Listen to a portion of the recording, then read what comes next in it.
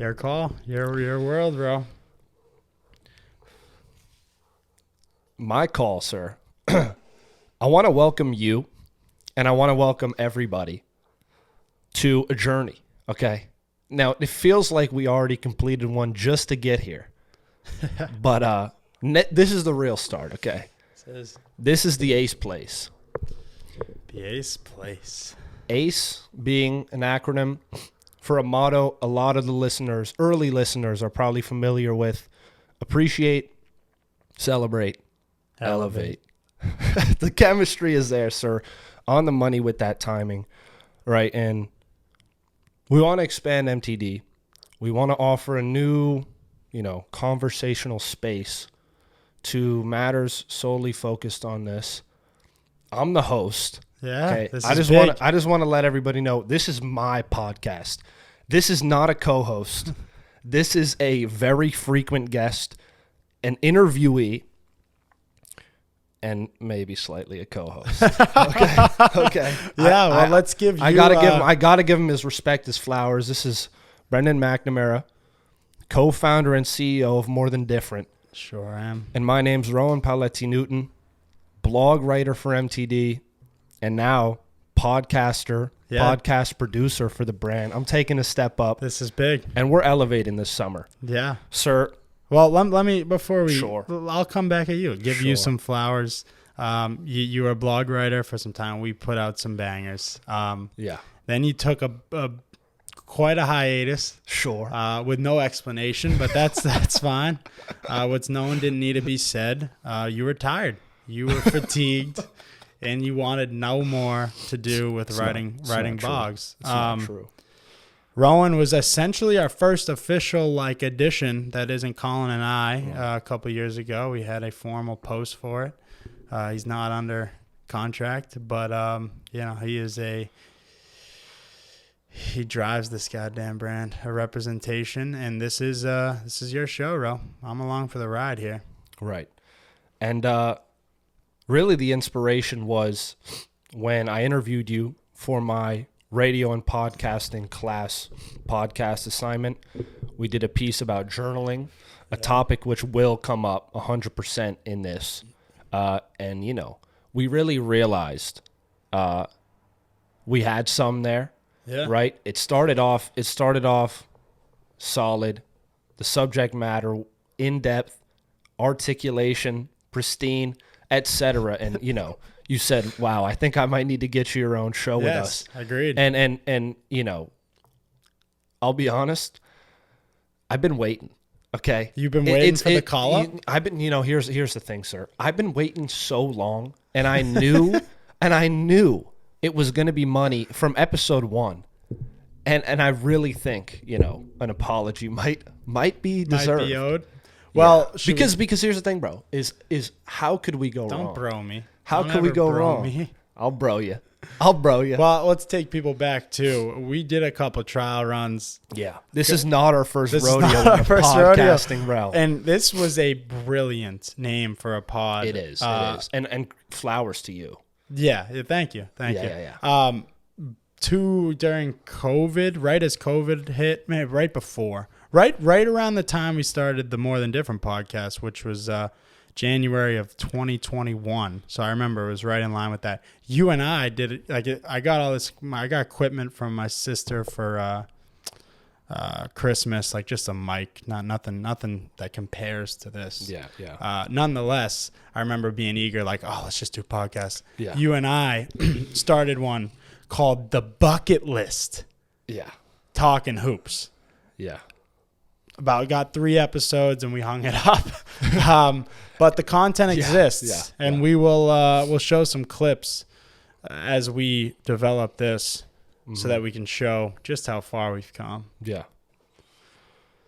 You got me in a reflective mind frame rather, and I want to lob you some, right? Because you love nuking them, and this is supposed to be some interview type discussion here, right? Where I'm kind of guiding the conversation and we're riffing and whatnot. But I'm trying to uncover those deeper parts of the man in the sand shirt. Okay. The emblem shirt. Now, where can you get Yeah. this? Just take a gander down morethandifferent.com. Okay. Put in code ACE Ace. for a discount that will be undisclosed. You'll find out at checkout. Yeah. And we're about 3-4 minutes in, and we've already reached our first plug.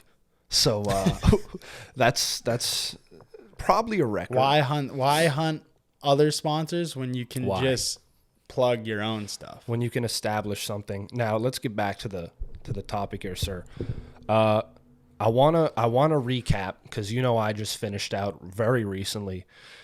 It's still pretty forefront of your mind, your semester, or school year, whatever you're feeling. Sir, I got some questions. What are some things you did best this semester? You modeled maybe, for others. Highlights, things you proud of as far as your performance, your numbers My numbers in this sophomore year. my metaphorical numbers. I had to have set records for jokes, Okay. and with that, laughing. I laughed so Yeah. much. Yeah. And Important. and essential, Yeah. very paramount. Okay. I was just happier. I just feel happy. I've not necessarily happy. Being happy is a more fickle thing. It comes in waves. I feel like I just always found joy in my day and what I was doing, whether it was monotonous or something I was like really looking forward to. I just found joy in the things I was doing. Obviously consistent things like my journaling, working out, class, doing the work. But you realize being around good people makes a big difference. Like this year, I had a solo. My roommate transferred out mid-year. He was my man. Chill. He was my boy. My good friend Peyton. And then I had 2 other friends right down the hall. So I just got to spend time with them. That's laugh, when you're with your friends. It simplifies life. Yeah, I feel like I simplified things this year. Okay. So laugh more, be around people you enjoy being around, And take care of business. And I'll be honest, bro'd you again. Yeah, relax on the bro. The bro's got to go. B. I'll go B. Yeah, consistent B. It sounds like to me, right, something that I went through, I think sophomore year, where freshman year I was real to myself. Sophomore year got a little more social, started to find my, humor bag. Yeah. Started to, Dude. really find my groove with interactions, keeping them light, just trying to, have people walk away from an interaction with Ro, feeling lighter, just going about their day. And it's just not even necessarily conscious, but they're just, they're up a little Ro's bit the emotionally, boy. right? Yeah. And I think you and I, we'd done a lot of work pre-college, and we had a lot of systems in place. We had a lot of, introspection done. And so as far as elevating the discipline, the routine and whatnot, that'll come with time. But I feel like smaller stuff, like those laughter, those moments, those jokes, just that small, 0.1% of the day, that quick interaction could just be passing in the hallway. You get finer in detail when you have a lot laid down, and it's that small stuff that makes a big difference that you really got to work on. But I think that's super important because, I personally couldn't imagine not laughing. Yeah. As serious as I am, as much as, I focus the routine and I'm to it, head down each day, you need that, airiness, that lightness. You do. To balance it out. And so that you don't just get, consumed in the details and burnt out and, fatigued by such an intense kind of drilling of the routine. Yeah, you nailed it. Yeah. Sir, we're going the other end. Things you failed at. completely?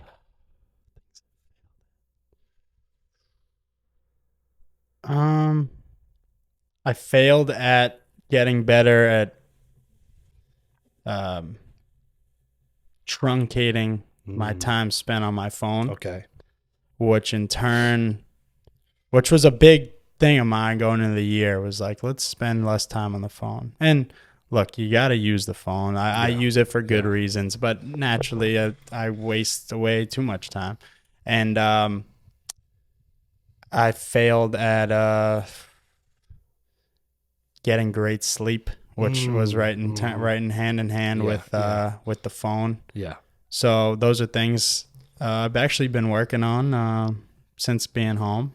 Now, it's like not that big a deal, but it does matter. Like, I'm waking up way easier because I'm just going to bed more easily, or I listen to something rather than watch something. Yeah. Versus at school, like, I definitely was both going to bed kind of late, and it was just like a little harder to get up. Like, not because of lack of motivation or like some apathy, but more so just like the eyes are, So I failed at that, and what else did I fail at? I failed at plenty of things. I still failed at like being good about planning, when to integrate more than different into doing school and being an athlete. Yeah. Like you do what I do, but it's like he comes in too many waves. It's like I know I wake up and I want to do stuff with more than different. But then I'll wake up, or when I'm at school more so. Now I have a better plan-ish. And just time. Yeah, time. Because that volatility of the semester is super unpredictable and difficult to, work on outside projects within. Yeah, so that just makes it's super tough. And that's typically a theme where, we kind of, and this is definitely more than we ever have, but we hit the ground running when summer comes. Yeah. I mean, I've been home about 3 days, Beast. and we're podding. Yeah. This is something we've never seen before. And so each summer, each winter break, when we come back, we get back in touch and start communicating brand-wise more and more. But I cut you off, sir. No, I would say one thing I failed at last year that I did get better at, that I guess was a plus with the brand. The things I didn't get done, or the lack of planning, was a failure. But I became more accepting of like what's realistic of what I can actually do. Like last year we need to do this, that, and it's like, I'm too busy. I'm first year of school. I'm trying to figure out how to adapt to college. Very tough. And so then when things aren't doing well, or not posting, or I'm not like thinking about the brand, I'm like, this is hurting us. This year I became more accepting of like, look, I only got so much time. Time will open up. Season will end, whatever. So yeah, what I failed at was some time management with MTD, and sleep habits and phone habits. Yeah, and I think this episode might diverge into a little phone rabbit hole I've been in recently. I want to bounce some ideas off you. Yeah. I got a lot up in the cranium bouncing around. But before that, right, we talked about what you think you did best. We talked about your failures as a young man. Okay. Plenty. Yeah. More than I listed. And that's fine, because it's a work in progress. Permanent elevation. Yeah. Always elevating. Always elevating. Sir, we're going to the middle. Okay. Something, let's say, you feel like you're coming into, right? It's going to become a strong suit soon enough, but it wasn't quite up to that Grover level performance this semester. Something you wished you could have done better at. And you think, maybe this summer, maybe, next semester, when you get some routine and some, repetitive days alone under your belt, it'll come into your own, and it can be wielded.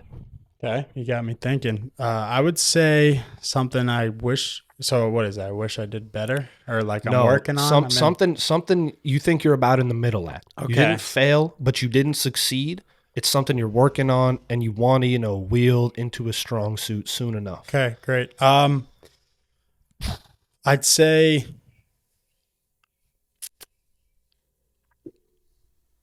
just doing. What I mean by that would be there's so many things.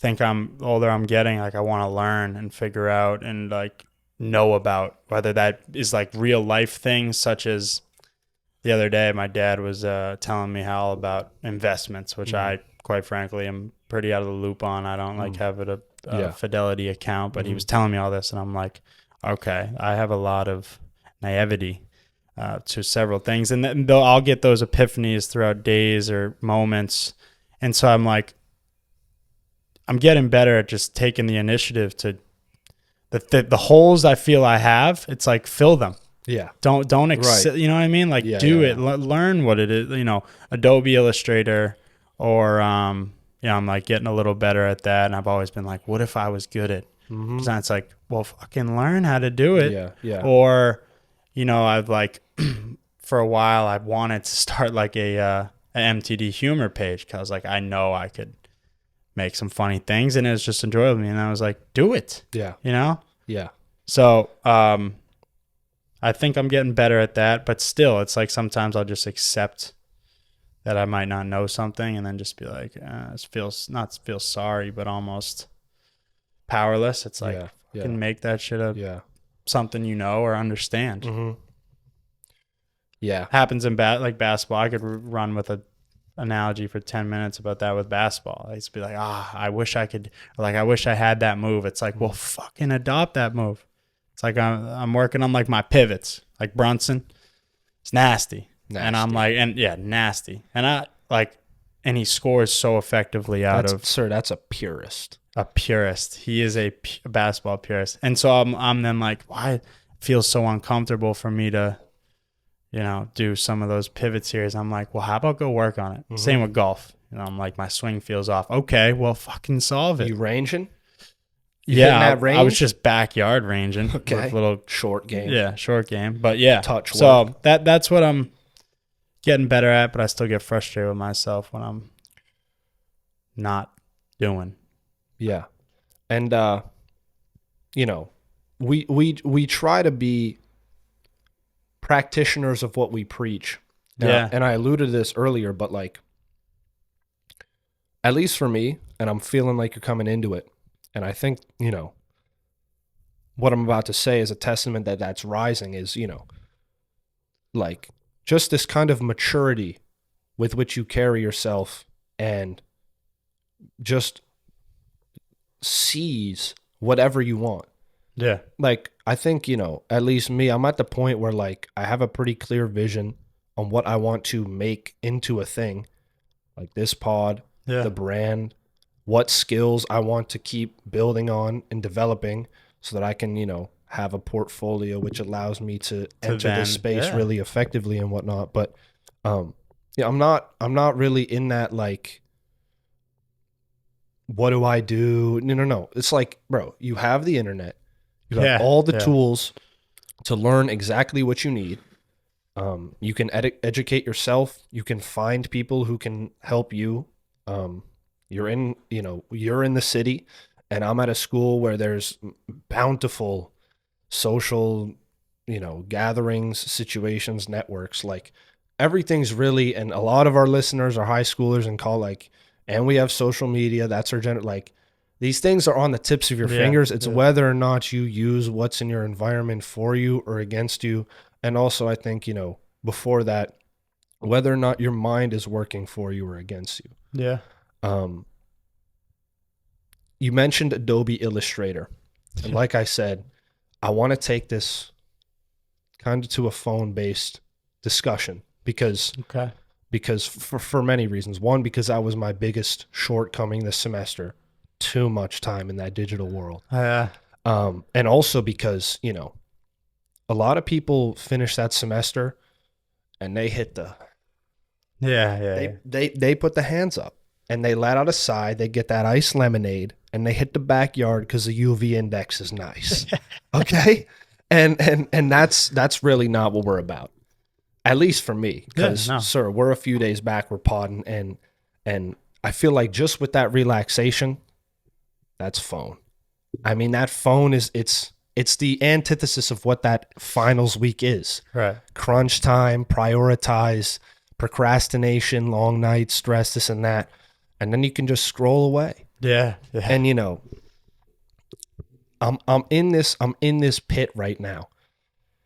And I just listened to a few podcasts. We can do an episode all about these because I think these are significant. These are some pods of the decade. And I'm being dead serious. 3 episodes by this guy named Eric Godsey. And he uploaded some pods about the phone. And he basically talks about a movie and how it represents mythically, right, and symbolically what the digital world is.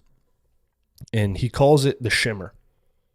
And the shimmer is related to a myth in these movies. Basically, the gist of his pods, which are articles that he reads aloud, are like, what is your intention when you enter the shimmer? So much of our, phone use and, digital wandering is exactly that, right? It's not of our own volition. We're not pinpoint with using technology as a tool. Right? It's taking our time. We can't focus. And it was crazy because I was organizing my room 2 days ago and I had just listened to these episodes. I'd been working literally all day from like 8-ish a.m. to like 4 or 5, just organizing my room. Messy room, messy mind. That's an episode in the future. 100%. Yeah. We're discussing that. Because that's true. Okay. Yeah. Unequivocally. I don't disagree. Anyway, I was listening to these pods and the whole day, because I had to keep moving to get my room organized. When I went to that phone, it was fresh in my mind. Like, what am I doing here? And there was a couple rules, right? Enter the phone with an intention and do just that. Turn it off when you're done. And if you catch yourself using it, all of a sudden, like, whoa, I didn't like mean to, do this and that, turn it off. And you have to leave. And it got me that day. And of course, the next day, done organizing my room, more regular day, I'm going about my things. I'm stuck in the shimmer. I'm caught. Stuck in the again, shimmer. because, it's that powerful. And because I was just going about my day, using it more so here and there without something to keep me busy. But, just setting that 1 or 2 intentions of, why am I using this? How am I wielding this? Right? Is it using me? And just being introspective enough to catch yourself when it starts to pull you, rope you in, apps, algorithms, scrolling. Sir, I've thrown a lot out here. Yeah. What are you thinking about this? Wielding technology as a tool. Yeah. And more importantly, just being conscious of your intentional use, and just of really like just what that's taking from you. Because I know you and I, we still struggle. Years deep, we've been watched The Social Dilemma. Been aware of it, and it's still like, and it still gets us. changes. So people who are not really, conscious or trying to improve that at all, it's lethal. I believe you described it on my pod for my class as, quote, perilous. Perilous, pernicious. Speak about that, sir. Yeah, well, I do think it. I mean, I tell you, it's my main area of need for change in terms of a habit that is bad and needs breaking. So I do like that idea, is like, catch yourself, be conscious of like, okay, did I just impulsively, because I don't know what to do right now, just pull out my phone and be like, huh. Yeah.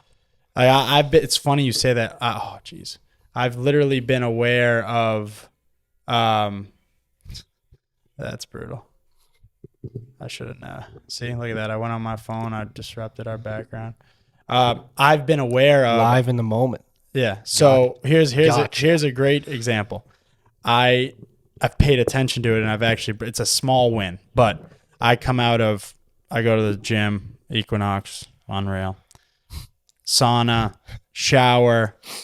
I go in the sauna, I'll journal in the sauna. I told you this in the last episode. Yeah. I come out though, and for a while, I would recognize, like, right when I go back to the locker, or even this, when I go to the I'll lift, I don't bring my phone. That's a good way to Yeah. But then I try to challenge myself. Like my impulse when you go back to the locker room is the first thing I do, open the locker, is sit down and grab the phone, and then like sit there get caught for a few minutes, just like what I miss. Yeah.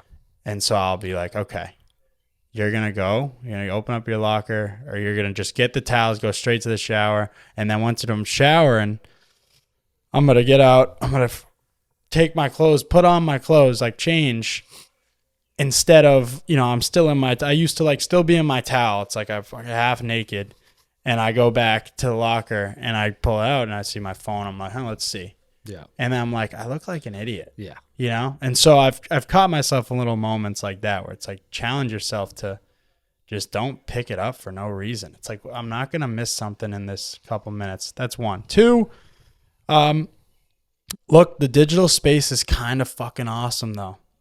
Like that's something undeniably. That's something I've accepted. So it's like, I'll up that. It's the greatest tool humanity has ever had. Yeah, it is. So like, undeniably, I'm hard on myself, or maybe not hard enough, but I think the reason why sometimes I'm aware of the issue that I might need to fix in terms of truncating my time spent, but then I'm like,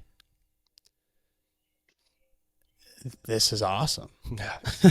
And so then I'm like, obviously sometimes I've tried to, I deleted Snap. That was a good thing to get rid of. I feel like I graduated. You know what I mean? You get to this, like, what are we doing? For me, there's a day, and it's not a formal day, that like you graduate from certain apps. Yeah. I don't think Instagram I like that term. Yeah, I don't think it's an official thing. I've never, and I'm all in on this, and I've never heard you say this before. I love this. Yes, I think this. It's you. So don't I'm throwing my cap, and I'm in a junior year of college. Right. I'm throwing another cap. Throw another. Yeah. No, it's not like an official thing, but I think it's just unsaid, and we all have that ephany that you're like, all right, my day's come. And hopefully you're fortunate enough to have your jersey hung in the Snapchat realm. Yeah. The space forever, but Snapchat digital rafters. The digital rafters. Yeah. But I hung up Snap. You outgrow that. And then you get older, and I don't know, I'm still on Instagram. I don't go on TikTok that much, but TikTok's a great tool for building a business or getting something out. So I'd say two things. Obviously, it can be perilous, and you need to be conscious of when you're using it aimlessly. And is it becoming a cop-out? Is it becoming something you're like, I'm more comfortable just chilling at the crib on my phone than go out and hang out with some friends? Is it becoming a kind of an excuse or an easy cop-out to avoid discomfort that is good for you? Getting out of your comfort zone. Yeah. But, and then I'll say this, I think sometimes I overthink it. I'm just like, the phone is awesome. Now, that screen time needs to go down still. But I'm over I think the narrative of social media is horrible has gotten pushed so much. Yeah. And I think at one point I was a pusher of that.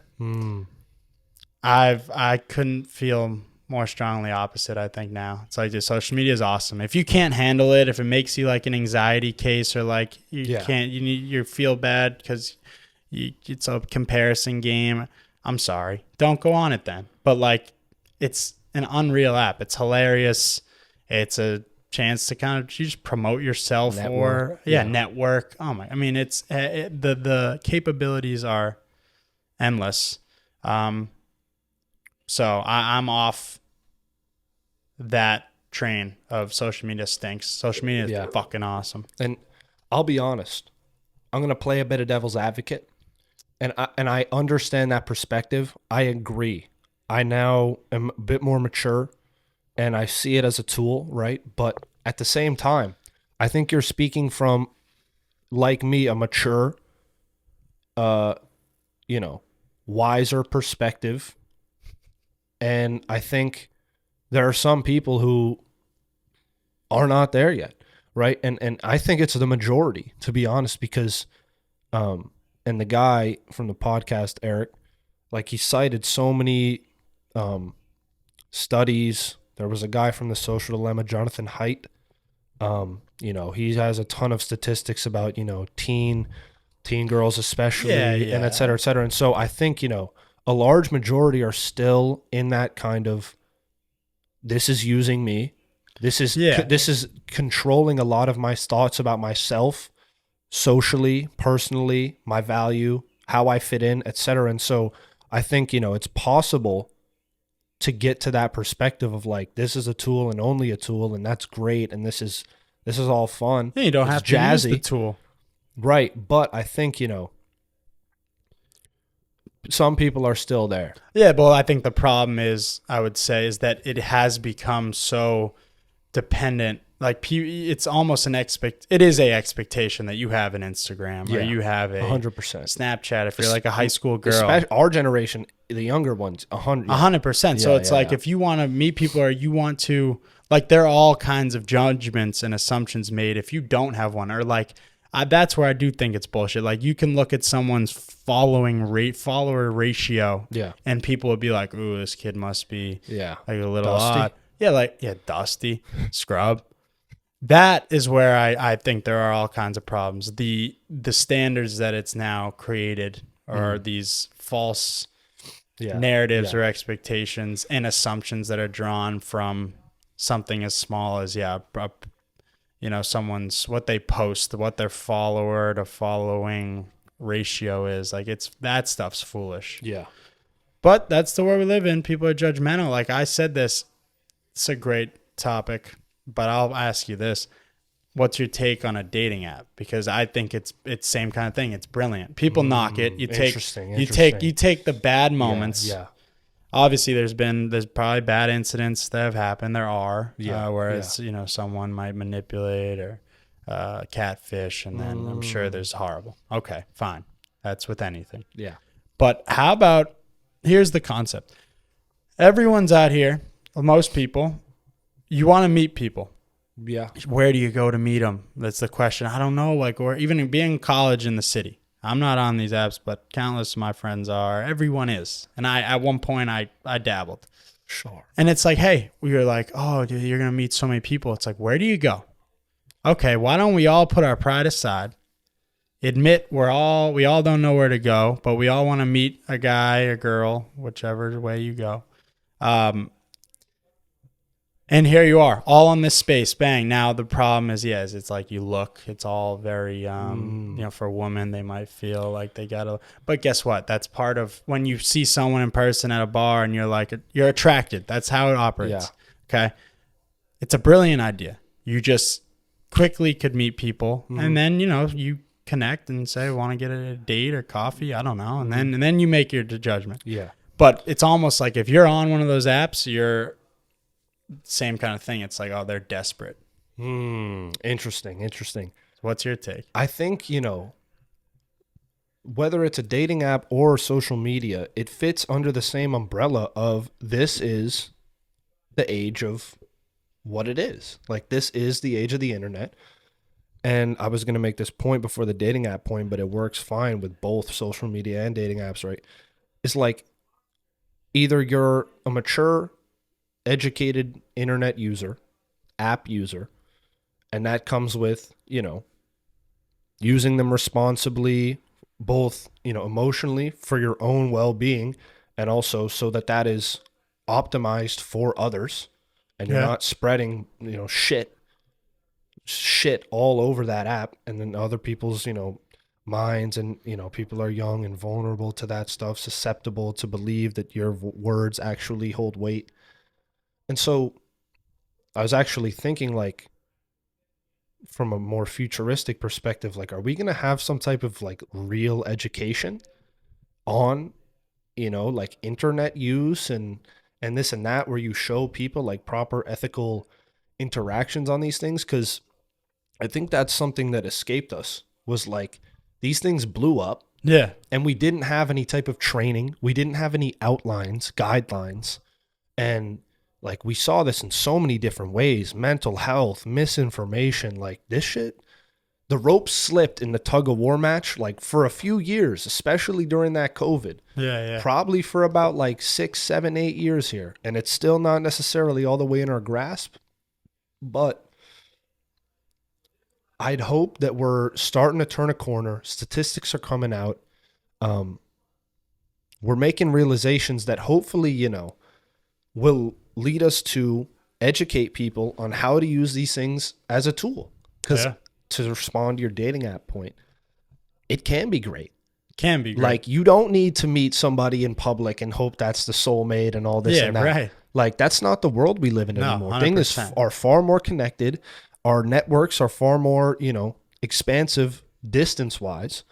But at the same time, there's a lot of bullshit on these things, and that's just the truth. Bountiful amounts of bullshit. And it's just immature, and it's dumb, and it's just a waste. It's just a waste of time, just like a lot of times being wasted on social media. But there's also a lot of great, you know, networking, promotional, business-oriented content and shit. Yeah. And so I think, you know, we're hopefully turning up on the graph. And, you know, we're going to move into a generation of responsible media users, hopefully in this first generation who's really kind of come up with it. Yeah, you'd hope. You'd sure hope. Yeah.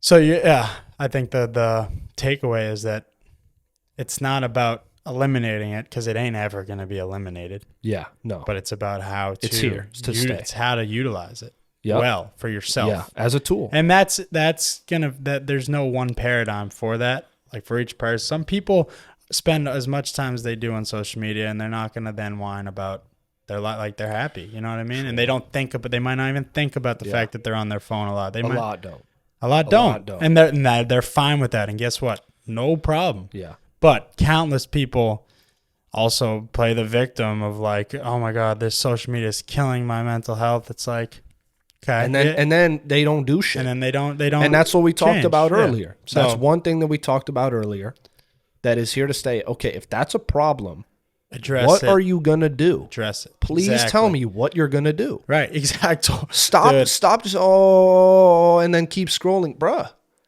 Make a change. Yeah, exactly. People play the victim, but then don't. We're done with that. But then don't have the courage. We're done with that. Yeah. To shift, make some changes. So yeah. I'm still trying to get better at that, but it's tough. And I think, you know, just the embracing of, like we talked about earlier, here's a problem, here's something I want, you know, just anything that's not yet how you want it. Start taking steps right away toward not making that the truth and not making that the case. Yeah.